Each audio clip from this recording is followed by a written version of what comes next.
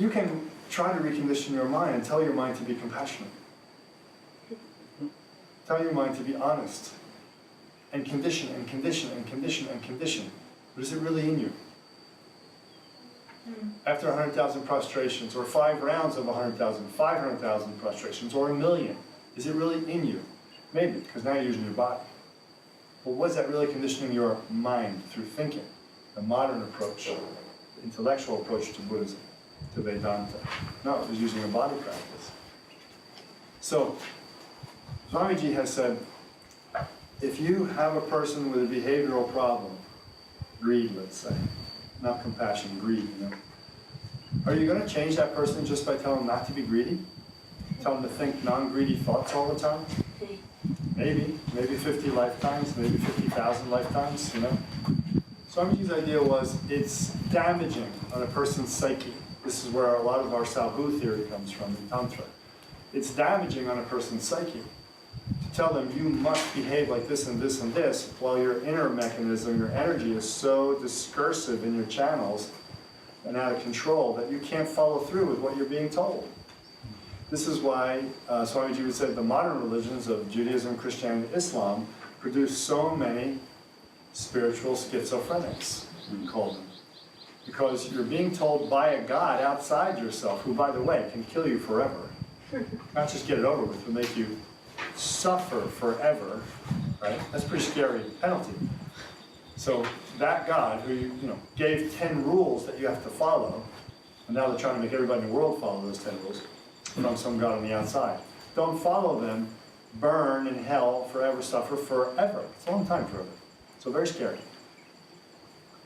So I think, well, I've got to follow those rules, but inside that being, there's still a human being with a body and channels and bindus and chakras and past karmas, and I don't care if that religion recognizes it or not, the person is not going to be able to follow those things. So the Catholics knew it, and they created confession, and the Protestants knew it, and they created just scream, save me, Jesus, I love you, hallelujah, and I'm all better again, So they created some ways to take the pressure off, the pressure valve all the time. But they never created a real way to transform yourself, because they never approached the human being in its totality of channels, chakras, and how that produces tissues, and that produces your mind, which produces behavior. So Swamiji would say, look, it's unnatural and it's damaging to ask a person to live a lifestyle that their body and energy system is incompatible with. So first, if that person wants to be compassionate, if that person wants to have these higher virtues that we know about in yoga and tantra, then we first must work with the body and energy complex. When we work with the body, energy, mind complex in Hatha Yoga, Kundalini Yoga, tantric practices, even frustrations, even puja and ritual, these are all working bodily, energy, speech, imagination. When you do that, there's a transformation. When you rectify the channels, when you rectify the chakras, when the bindus are circulating correctly, you don't get lost in any of the 6 realms fixations of your mind or consciousness or energy. You don't get possessed by other world beings. You don't get influenced by other world beings that are negative. You don't get influenced by your friends who are negative, or by society's advertising that's negative. And then you can properly hear a Dharma teaching. Right? Shravana, Manana, Nididhyasana. I can hear it first, Shravana. I can think it over, Manana. I can then mull it over and put it into practice, Nididhyasana, right? So if you don't have the proper fertile soil and you throw a seed in, nothing happens. The teachings are like seeds, that's all.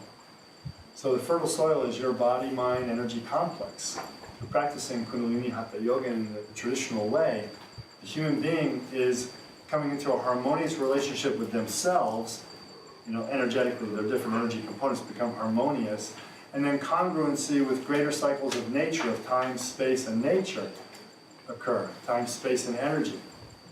Now, when greater congruency of time, space, and energy between you and the world, remember analogical thinking in Tantra, occurs, and you're informed by these greater cycles, you become good, morally good, ethically good, naturally. This is what the whole promise of Tantric Yoga is. why I think Salhu has to get into every rehab clinic in the world ASAP. Because people go through rehab, come out and fail, go through rehab, come out and fail, because they have not been restructured in their energy, in their tissues, in their body.